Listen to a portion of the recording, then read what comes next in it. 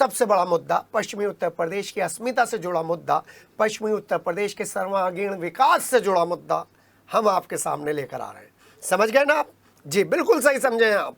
High court bench का मुद्दा, और हाई कोर्ट बेंच का मुद्दा आपका चैनल अब प्रमुखता के साथ निरंतर उठाता रहेगा, आपको हाई कोर्ट बेंच के मुद्दे से निरंतर जोड़ने का प्रयास करता रहेगा।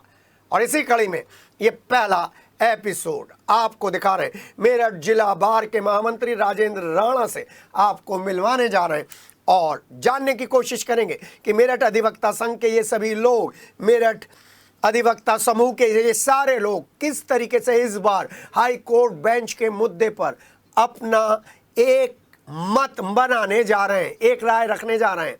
और इस बारे में जब हमने बात की राजेंद्र कुमार राणा से, तो मृदुभाषी कानून के जानकार मेरठ बार एसोसिएशन के सेक्रेटरी राजेंद्र राणा हमारे साथ दिल खोल कर बोले।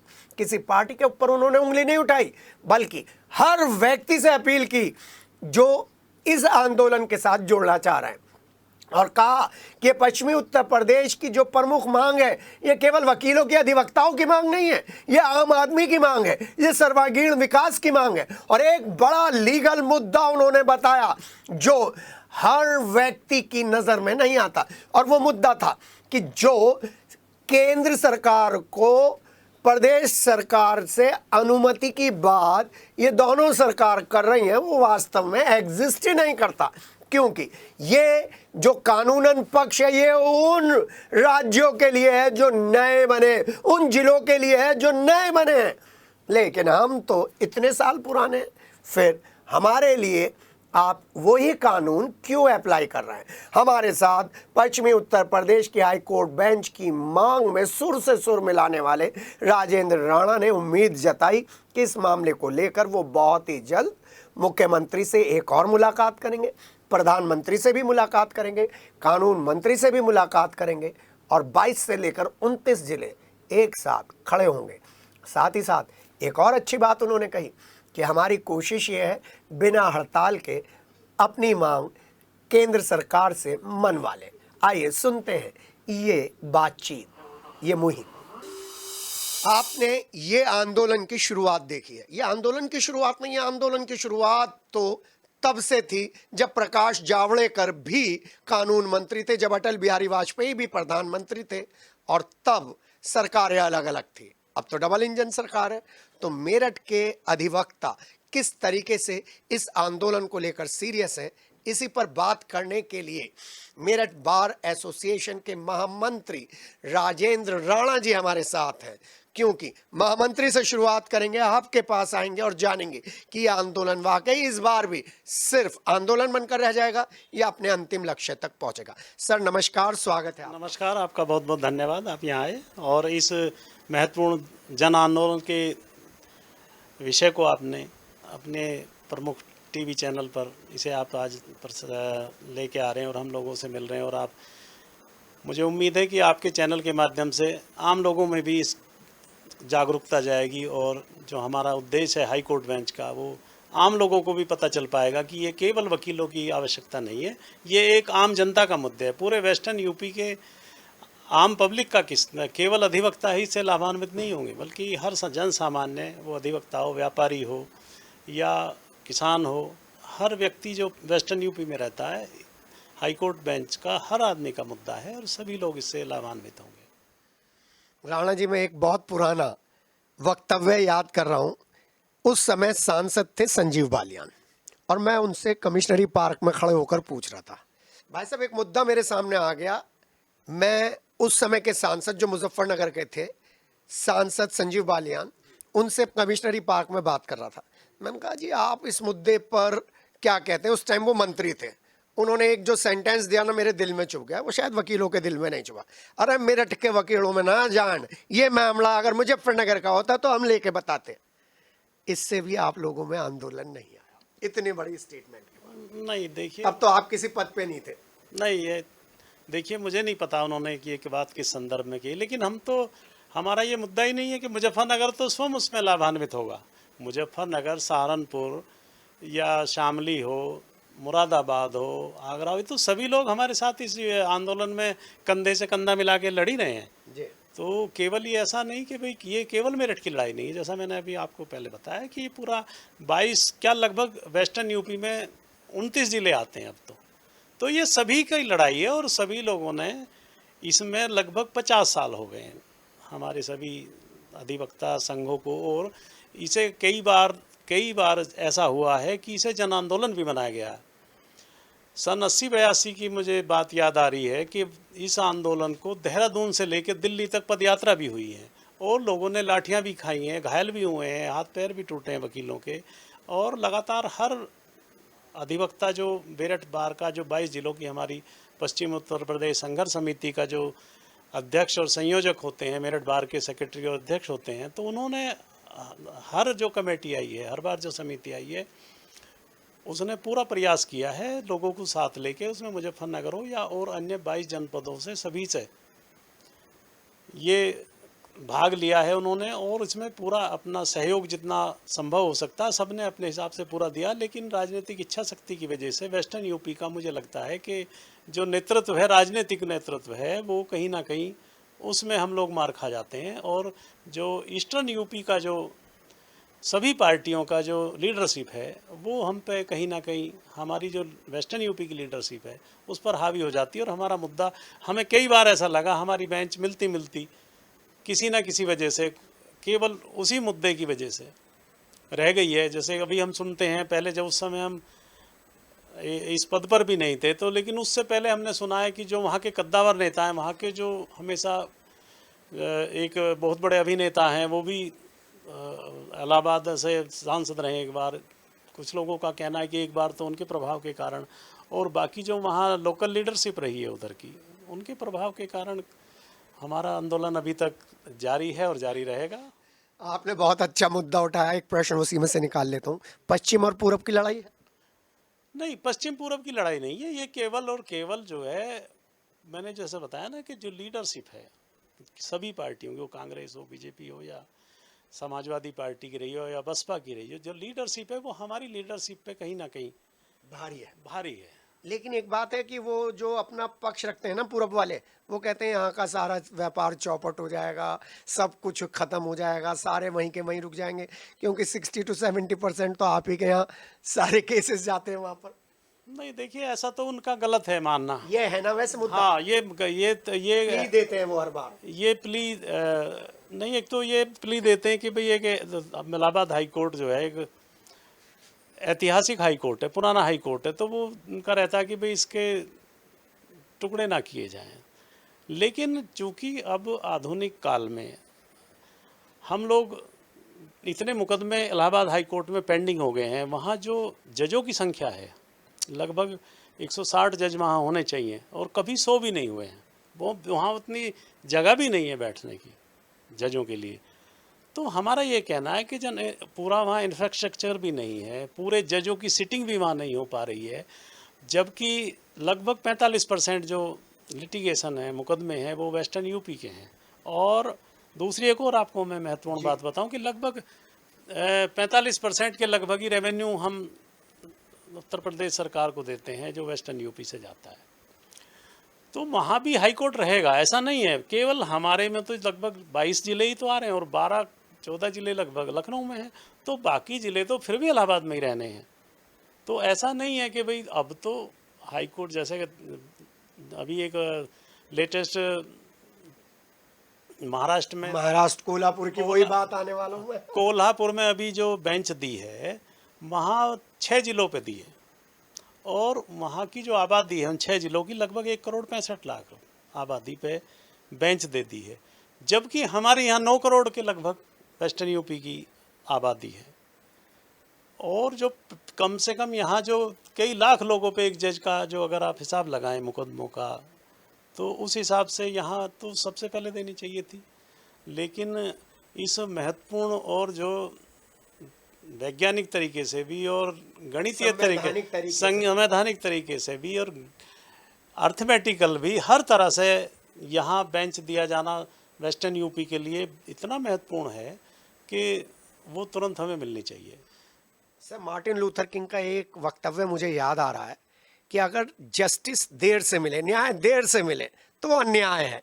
और यहाँ तो कई कई साल लोग मर जाते हैं तब भी न्याय नहीं मिलता। तो ऐसे में तो हमारे वेस्टर्न यूपी में 22 जिलों के लिए एक बेंच बनती है। नहीं, बिल्कुल ठीक कह रहे हैं आप। जस्टिस डिले जस्टिस डिनाई का जो सिद्धांत है उसी के आधार पे अभी माननीय सुप्रीम कोर्ट ने एक जजमेंट में कहा है, जिसके आधार पे कोल्हापुर में कि जस्टिस टू डोर स्टेप्स, जी, जस्टिस जो मिलना चाहिए वो डोर स्टेप्स में मिलना चाहिए। और हम भी इसी सिद्धांत को सुप्रीम कोर्ट के मानते हैं और चाहते हैं कि हमारे जो लिटिगेंट्स हैं वेस्टर्न यूपी के अधिवक्ता वादकारियों को भी डोर स्टेप पे ही न्याय मिलना चाहिए। और उन्हें अपना, देखिए, एक अगर मुकदमा किसी आज कोई दाखिल कर रहा है वहाँ, तो 10-10, 20-20 साल वो मुकदमे का नंबर नहीं आ पा रहा, अपीलों का निकल जाती हैं। हाँ, अपीलों का नंबर नहीं आ पा रहा, तो कहाँ जस्टिस मिल पाएगा।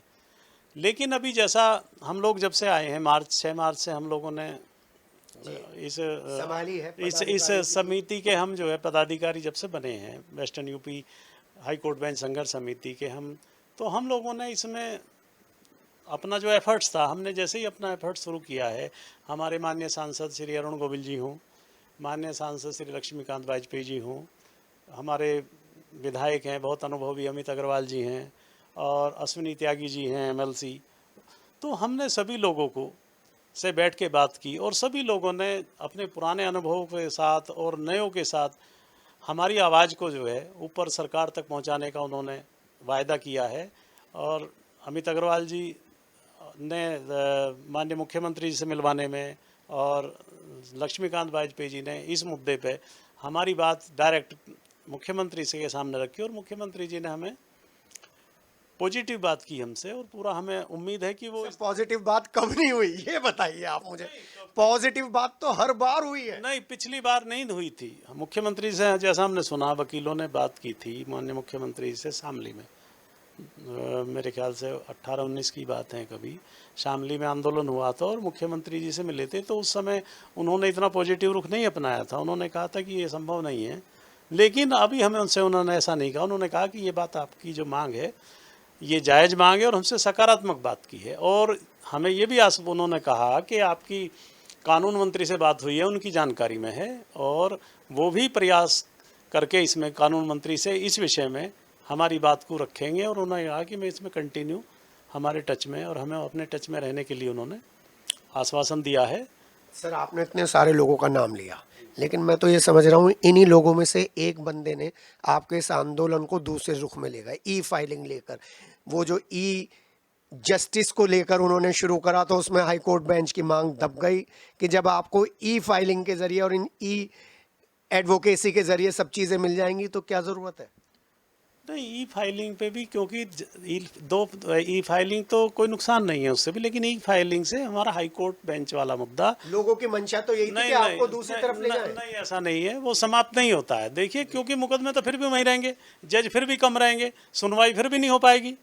भाई, मुकदमे तो उसी हाई कोर्ट में रहेंगे ना, ई फाइलिंग से क्या होगा, मुकदमे तो वहीं जाएंगे, कोशिश तो नहीं उनकी पेंडेंसी तो वहीं बढ़ेगी। जी जी। नहीं, ऐसा मेरी जानकारी में नहीं है। वो तो देखिए, ई फाइलिंग सेंटर यहाँ अगर आया है, उसे शुरू कराने के लिए अगर कोई प्रयास कर रहा, तो मैं अभी तो शुरू भी नहीं हो पाया। मैं कह रहा हूँ, अगर उसे शुरू कराने के लिए कोई प्रयासरत है तो वो अच्छी बात है, मैं उसका स्वागत करता हूँ। वो कोई हमारे आंदोलन को भटकाने के लिए नहीं है, बल्कि हमारे मदद करने के लिए। अच्छा, एक बात और सर, आप एक दूरी का जो मैथमेटिक्स बताते हैं, वो दूरी का मैथमेटिक्स इन लोगों को बताइए, क्योंकि नई पीढ़ी है, उसने आंदोलन उस नज़रिए से नहीं देखा जो 80 के नज़रिए से आप बता रहे हैं कि क्यों ज़रूरी है आपके पश्चिमी उत्तर प्रदेश में ये हाई कोर्ट बेंच की मांग, distance wise, economically, mathematically, socially और लीगली क्यों ज़रूरी है, ये हमें बता रहे हैं महामंत्री राजेंद्र राणा जी। देखिए, यहाँ लगभग सहारनपुर तक का जिला वहाँ आता है इलाहाबाद हाई कोर्ट में, तो सहारनपुर से लगभग 765 किलोमीटर की दूरी इलाहाबाद हाई कोर्ट की है, और लगभग 700 किलोमीटर मेरठ से है। तो यहाँ से जाने में लिटिगेंट्स का जो अनावश्यक खर्चा होता है, एक तो ये बहुत बड़ा इशू है।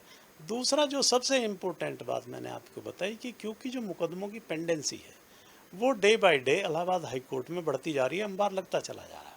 चूँकि जजों की संख्या उतनी नहीं है, एक हाई कोर्ट में कितना काम करेगा, तो क्योंकि वहाँ आज हम अगर मुकदमा दाखिल कर देते हैं तो उसे सुनवाई होना, उसका फाइनल डिसीजन आना, अगर टेम्परेरी शुरू में कोई ऑर्डर मिल गया तो आपको मिल गया एडमिशन के टाइम पे, लेकिन उसके बाद उसे दोबारा सुनवाना बहुत ही मुश्किल काम हो जा रहा है। टेढ़ी खीर हो बहुत टेढ़ी खीर है, जिसके लिए मतलब न्याय से वंचित ही मानो कि वंचित हो जा रहा हमारा जो वादकारी है।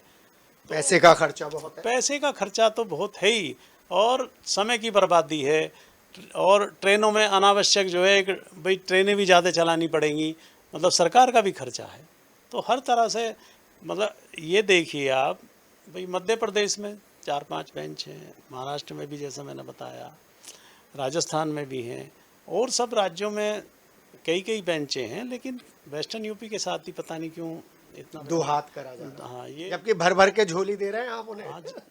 जाट भी पहुंच गए, गुर्जर भी पहुंच गए, सब पहुंच गए बीजेपी की तरफ, लेकिन हाईकोर्ट बेंच नहीं आई है। हाँ, बीजेपी नहीं, हम तो हर पार्टी नहीं हमारे साथ, बीजेपी खाली नहीं है, लेकिन बीजेपी से अभी हमारी जैसी कानून मंत्री से जो जून में आए थे, और उन्होंने बहुत अच्छा हमसे तरीके से बात हुई थी हम लोगों की, और उनकी बातचीत से तो ऐसा लगा, उन्होंने हमें स्पष्ट बताया था कि केंद्र सरकार के जो एजेंडे में 10 बेंचें देना शामिल है, और उसमें मेरठ का भी नाम प्रमुखता से ऊपर है। तो जैसे कोल्हापुर में दी गई है, हम लोगों को उम्मीद है, तो हम अभी जल्दी जो है, हमारा प्रयास है कि हम कानून मंत्री से पुनः मिलकर अपनी बात रखें। अभी आप लोग मुख्यमंत्री जी से मिले थे, उससे आपके आंदोलन में जान आई है, अब कैसे इस आंदोलन को दोबारा से खड़ा करें? अभी देखिए, हम अपनी जो हमारी संघर्ष समिति है, वेस्टर्न यूपी के 22 जिले उसमें शामिल हैं सभी, उन सभी 22 जिलों की हम बहुत जल्दी एक बहुत मीटिंग बुलाएंगे, और मीटिंग बुला के आगामी अपनी रणनीति हाईकोर्ट बेंच के लिए क्या होनी चाहिए उस पर हम विचार करके और इस आंदोलन को प्रभावी रूप से आगे चलाएंगे। एक दिन की हड़ताल से काम से विरक्त होकर भी काम नहीं चला, सदियों से चल रहा है, सैटरडे को काम नहीं, सैटरडे को काम नहीं, फिर भी नहीं सरकार जागी। देखिए, हड़ताल की जहाँ तक बात है, हड़ताल तो अपनी बात कहने का, विरोध करना तो एक हमारा अधिकार है, उसे तो हम, क्योंकि आप लोग एक मीडिया ऐसा साधन है जो आजकल जो है सोशल मीडिया हो गया, media, print media, electronic media हो गया, ये एक बहुत सशक्त माध्यम है, ये एक हमारी हड़ताल से भी अधिक प्रभावी एक प्लेटफॉर्म है, जिसके आज जो आप लोग हमारी जिस तरह से मदद इस समय की जा रही है और इस मुद्दे को प्रमुखता से रखा जा रहा है, तो ऐसा नहीं है, वो शासन के कानों तक भी पहुंच रहा है, और उसका ही परिणाम है कि हमसे कानून मंत्री का भी बुलावा हमें आने वाला है, और अगर सही सब कुछ सही रहा तो माननीय प्रधानमंत्री जी के पास भी हमारा ये डेलीगेशन जल्दी ही जाएगा, आपको खुशखबरी देंगे हम। अंतिम 2 सवाल, 2025 में मिल जाएगी? देखिए, 25 का तो सरकार का ये उनकी इच्छा शक्ति पर निर्भर करता है। हमें तो लगता है 2027 में देंगे, ठीक चुनाव से पहले। नहीं, देने में तो कोई अड़चन नहीं है, लेकिन जैसे जिस तरह से हम लोगों की बात चल रही है, हमें तो उम्मीद है कि कोई सकारात्मक परिणाम बहुत जल्दी आएंगे। अपने साथियों के लिए आप क्या संदेश देना चाहेंगे? देखिए, मैं तो अपने साथियों को यही कि वो इस मुद्दे को सोशल मीडिया के माध्यम से पुरजोर तरीके से उठाते रहें, और हड़ताल ही कोई विकल्प नहीं है इस चीज़ का। देखिए, अपनी मांग करना तो ठीक है, हम मांग कर ही रहे हैं और करेंगे, लेकिन हम साथ ही साथ हमारा ये भी अपना उद्देश्य है कि न्यायिक कार्य भी बाधित ना हो। हम चाहते हैं कि जो लिटिगेंट, चूँकि हमारा मुद्दा ये है कि भाई न्याय मिलना चाहिए, तो अगर लंबी हड़ताल करने का एक नुकसान वादकारियों को उठाना पड़ता है कि जो आदमी जेल में है, मान लो जेल में रह जाएगा, और जबकि हमारे पास और साधन है कि हम अपना प्रयास करके मीडिया के माध्यम से, आप लोगों के माध्यम से, सरकार के उच्च जो पदों पे आसीन जो इसको अपने आप में एक वो रखते हैं कि वो हमें इस बेंच को दिला सकते हैं, उनके पास हमारा जो प्रयास है कि हम जाके उनके पास उन्हें इनकरेज करें और उन्हें अपनी बात समझाने में सफल हों। और हमें उम्मीद है कि, पूरी उम्मीद है कि हम सरकार को अपनी बात समझाने में सफल हो पाएंगे। एक बात और मैं आपको बताऊं, इसी मुद्दे में एक लीगली बात पॉइंट हमारे सामने सरकार ने रखा है। सरकार का एक ये लीगल पॉइंट अभी हमारे सामने आया है, केंद्र सरकार की तरफ से हमसे ये सवाल पूछा गया है कि क्या केंद्र सरकार बिना राज्य सरकार और कंसर्न हाई कोर्ट की अनुमति के हाई कोर्ट बेंच दे सकती है या नहीं। इस मुद्दे पे कानून न्याय मंत्रालय ने हमसे क्लैरिफिकेशन मांगा है, और हमें वो जस्टिफाई जाके करना। तो इस संबंध में हमने स्टडी किया है और पहले भी बताया है कि इस संबंध में पहले भी legal opinion government of India ले चुकी है, उसके अनुसार जो हाईकोर्ट बेंच देने का मुद्दा है वो केंद्र सरकार बिना संबंधित हाईकोर्ट की और बिना संबंधित राज्य सरकार की प्रायर अप्रूवल के बिना भी दे सकती है। क्यों दे सकती है ये भी हमने उन्हें बताया। 1956 का है शायद, रीऑर्गेनाइजेशन एक्ट है जी। तो रीऑर्गेनाइजेशन एक्ट में ये प्रोविज़न दिया हुआ है, अगर न्यू स्टेट है तो न्यू स्टेट की लिए तो दोनों की प्रायर अप्रूवल की ज़रूरत पड़ती है, लेकिन उत्तर प्रदेश न्यू स्टेट की डेफिनेशन में नहीं आता है।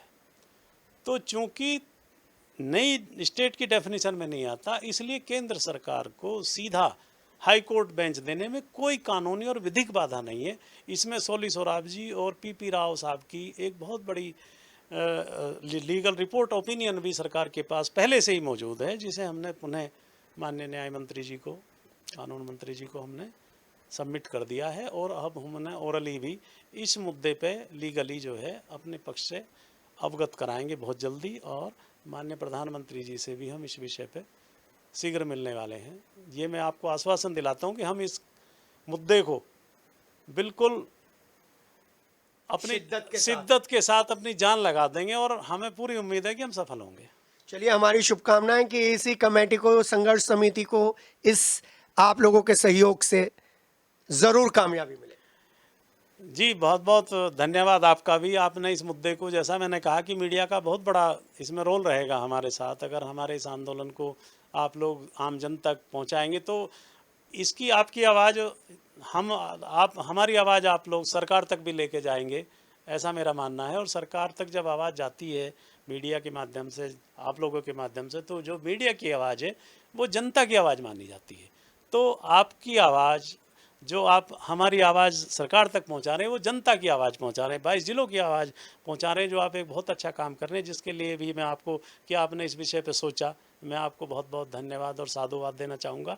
और आपसे आशा करूँगा कि पुनः जब भी कोई इस तरह का हम लोग अपनी बेंच के संबंध में कोई आंदोलन या कार्यक्रम आयोजित करते हैं तो आप लोग उसे प्रमुखता से अपने सभी जो प्लेटफार्म हैं और संबंधित जितने भी सोशल मीडिया आपके वो हैं उन पे आप प्रमुखता से दर्शित करें, ताकि सरकार तक हमारी बात पहुंचे और हमें सफलता मिले और हमारी 22 जिलों की आम जनता, वादकारियों, वकीलों को हाई कोर्ट बेंच का लाभ हम लोग दे पाएँ। और यहाँ एक 50 साल पुराना अपना जो एक हमारी मांग है, जो जो वर्ल्ड रिकॉर्ड जो बन चुका है, तो उसके लिए आप लोगों का यहाँ आए और हमसे इस विषय में आपने बात की, आपका बहुत बहुत धन्यवाद। नमस्कार। जी हाँ, महामंत्री राजेंद्र राणा जी, 50 साल पुरानी समस्या 2025 में निपटेगी या 2027 से पहले निपटेगी, वो बात अलग है। लेकिन एक जो बहुत महत्वपूर्ण बात हमारे सामने आई है कि हमारी स्टेट नई स्टेट नहीं है, जो कानून का सहारा लेकर नई स्टेट की जो पाबंदियां हैं वो आपको इतनी पुरानी स्टेट पर आप लगाएंगे तो फिर वकील तो लामबंद होंगे, आपको भी लामबंद होना पड़ेगा। सिटी हलचल भी इस मुद्दे को लेकर बहुत ही संवेदनशीलता के साथ, सिंसियरिटी के साथ अपनी ड्यूटी जरूर निभाएगी, क्योंकि ये उन लोगों की आवाज है जो लोग कानूनी पचड़े में फंसकर एक एक पीढ़ी खोकर दूसरी पीढ़ी जब उतरती है और उसके हाथ मायूसी नजर आती है, इलाहाबाद जाकर उनको एक बड़ी राहत मिलेगी। और मोदी सरकार और योगी सरकार तो हमेशा त्वरित निर्णयों के लिए जानी जाती है। क्या 2014 में आई मोदी सरकार अपनी 11 साल की उपलब्धियों में पश्चिमी उत्तर प्रदेश को ये प्रमुख मांग देगी या नहीं, ये बड़ा सवाल है। हमारी शुभकामनाएं सभी अधिवक्ताओं को कि वो अपने इस मिशन में कामयाब हो। मेरे साथ मेरे सहयोगी हैं राजेश और वीडियो एडिटर हैं संजय जूनियर और मैं हूं के। मुद्दा आपका है, हाई कोर्ट बेंच की मांग कब तक।